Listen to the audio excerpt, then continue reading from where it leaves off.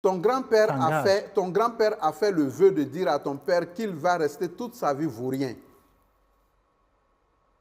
Ton père vient te mettre au monde.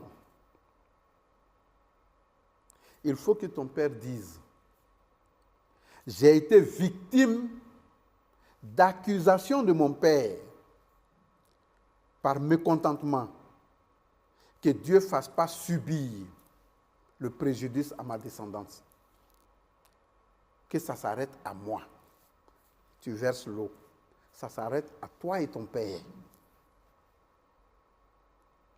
Mais tu sais pourquoi on fait le serment du baptême? C'est à cause de tout ça. Quand on enlève la chevelure de l'enfant, quand il naît, avant le 7e jour,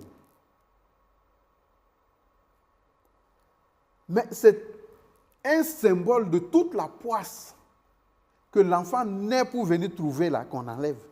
Nous, on apprend même que d'autres ne doivent pas voir ses chevelures. Bien sûr.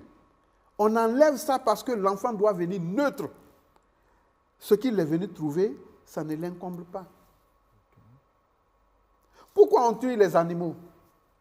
Le sang qu'on verse, c'est pour protéger le sang de l'enfant contre les esprits qui vivotent, qui pavanent, qui pivotent autour de l'enfant. Parce que d'où l'enfant vient, on ne sait pas. Les gens naissent. C'est le sperme, c'est vrai.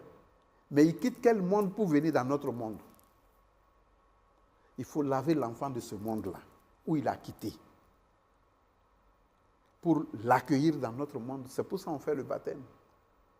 Avec l'eau, avec le lait, avec le feu, avec la terre.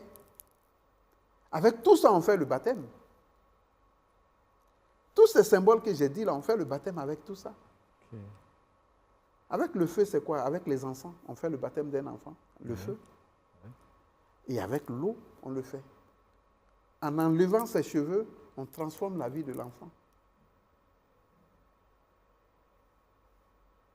Donc, un serment peut être fait par tout le monde. On peut être victime d'un serment sans même le savoir. Ah oui. Oui. On peut être victime sans le savoir.